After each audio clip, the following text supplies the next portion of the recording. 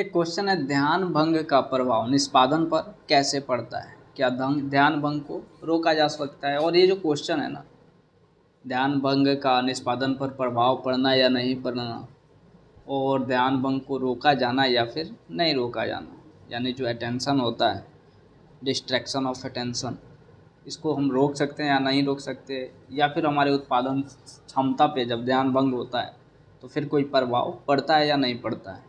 ये और इस क्वेश्चन को जानते हैं, और ये लॉन्ग क्वेश्चन अक्सर पूछ देता है और इसमें से कई सारे ऑब्जेक्टिव क्वेश्चन भी बनते हैं, तो थोड़ा सा ध्यान देने की ज़रूरत हो जाती है यहाँ पे जब आप पढ़ रहे हैं इसे। तो ध्यान भंग एक महत्वपूर्ण घटना है जिसका मनोवैज्ञानिकों द्वारा विशेष रूप से अध्ययन किया गया है। जब व्यक्ति अपना ध्यान किसी विशेष उद्दीपक की ओर किए होता है तो इस बीच में उसके सामने कोई दूसरा उद्दीपक आ जाता है, तो वैसी अवस्था में व्यक्ति का ध्यान पहला उद्दीपक से हटकर दूसरे उद्दीपक की ओर अपने आप चला जाता है। इस प्रक्रिया को ध्यान भंग की संज्ञा दी जाती है। उदाहरण के लिए मान लिया जाए आप इस पुस्तक को पढ़ रहे हैं, आप कोई पुस्तक पढ़ रहे हैं या फिर इस वीडियो को ही देख रहे हैं, हो सकता है, तो आपका ध्यान इस पुस्तक या वीडियो के विशेष पेज जिससे आप पढ़ रहे हैं या फिर जिस वीडियो को आप देख रहे हैं पर अचानक आपके बगल में एक बंदूक की गोली से धमाका होता है या फिर टायर फटने का आवाज़ होता है, तो आपका ध्यान पुस्तक से हटकर या फिर वीडियो से हटकर धमाके की ओर चला जाना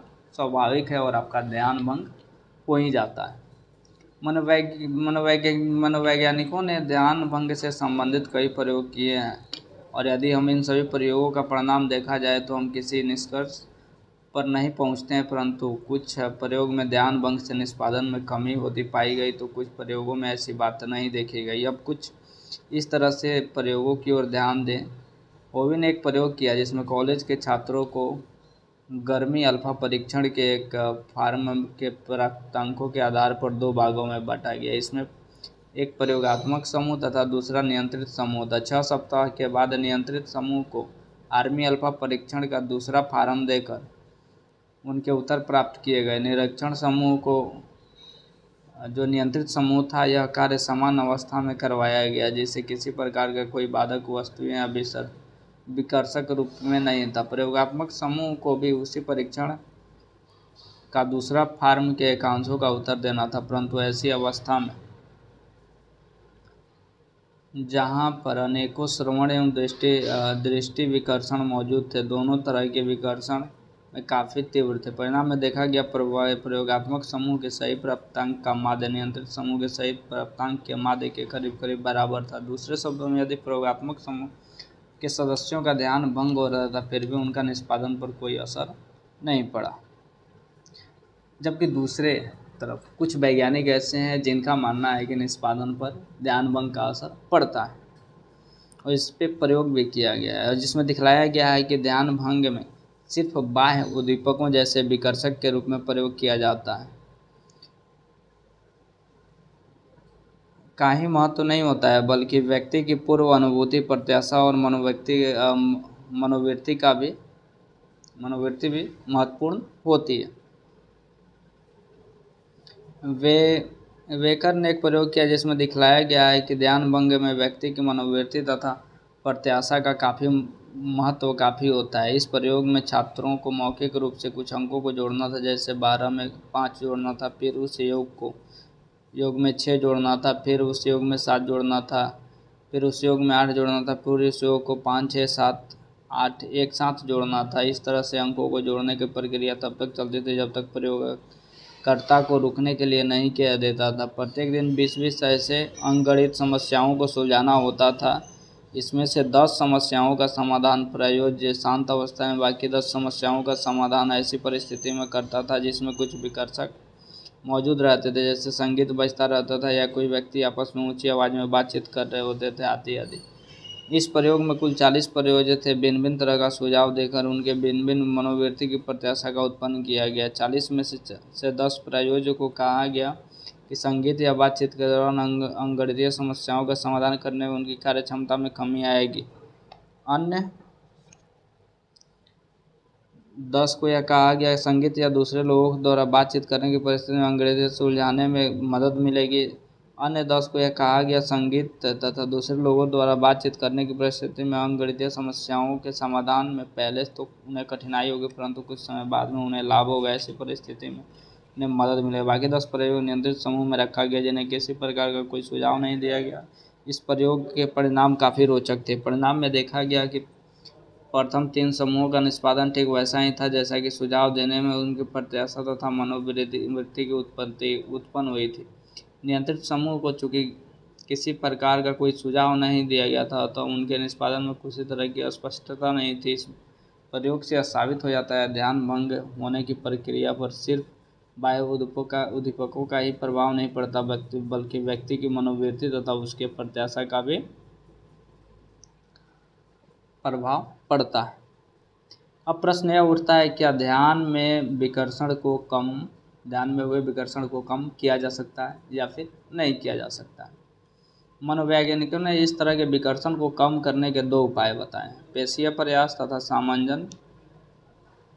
ध्यान में विकर्षण को कम करने के लिए व्यक्ति को कुछ अतिरिक्त पेशीय ऊर्जा खर्च करना पड़ता है। मार्गन ने एक प्रयोग करके दिखला दिया है। इस प्रयोग को प्रायोजक को टाइपराइटर पर कुछ शाब्दिक सामग्री टाइप करने के लिए कहा गया। कुछ प्रबंधन द्वारा टाइपराइटर का बटन फनी प्रयोग में उंगलियों द्वारा पड़ने वाले दबाव या फनी पर उंगली करते समय प्रयोजक के श्वसन को अपने माप लिया जाता था। इन दोनों मापों को टाइप करते समय प्रयोजक द्वारा किए गए पेशीय प्रयास का पता चलता था।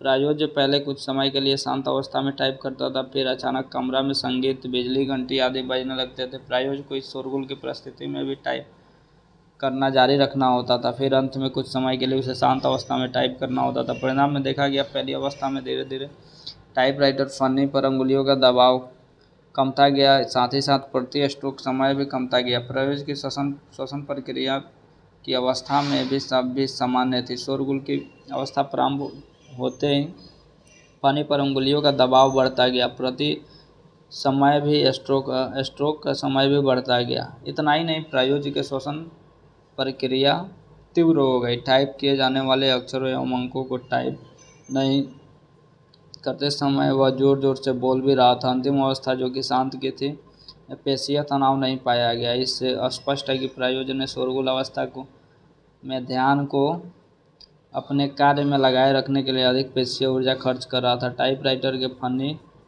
को जोर जोर से अधिक समय दबाने के लिए दबाए रखना तथा उसकी श्वसन प्रक्रिया में अनियमितता एवं जोर से अक्षरों को और अंकों को बोलना आदि से पता चलता है प्रायोजक अतिरिक्त पेशीय ऊर्जा खर्च कर रहा था ताकि उसका ध्यान भंग नहीं हो सके अतः उसका ध्यान टाइपिंग कार्य से विचलित न हो जाए। फोर्ड और डेम्बर तथा वार्म द्वारा भी इसी प्रकार के निष्कर्ष अपने अपने प्रयोगों में पाए गए और ये बहुत ज़्यादा ज़रूरी हो जाता है। इस तरह से हम देखते हैं कि व्यक्ति में ध्यान भंग एक महत्वपूर्ण घटना है, परंतु सिर्फ बाह्य उद्दीपक जो विकर्षक के रूप में कार्य करते हैं इसका ही प्रभाव नहीं पड़ता है, बल्कि व्यक्ति की मनोवृत्ति, प्रत्याशा का भी प्रभाव पड़ता है। पेशीय प्रयास तथा सामंजन द्वारा ध्यान के विकर्षण को कम भी किया जा सकता है।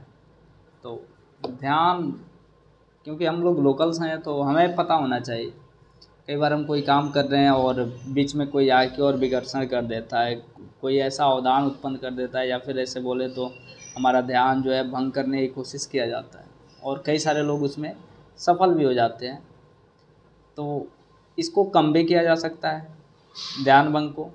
और क्योंकि कई बार हम पढ़ते पढ़ते और अगर हमारा ध्यान कंसंट्रेटेड है और कई बार जो पीछे से जो शोर शराबे आते हैं या फिर बैकग्राउंड से जो आवाज़ें आने लग जाती है तो फिर उससे हमारा ध्यान कहीं और पे चला जाता है और माइंड हमारा है वो डिस्ट्रैक्ट हो जाता है। कई बार हम घर में पड़े रहें और साइड से कुछ ऐसी आवाज़ें आने लगती है या फिर कुछ ऐसे बात चालू हो जाते हैं जो हमारा ध्यान भी भंग करते हैं। और ये बात आज नहीं बल्कि भारतीय जो शिक्षा में है ये पहले से ही बताई गई है कि जब भी पढ़ना चाहिए तो शांत माहौल में पढ़ना चाहिए।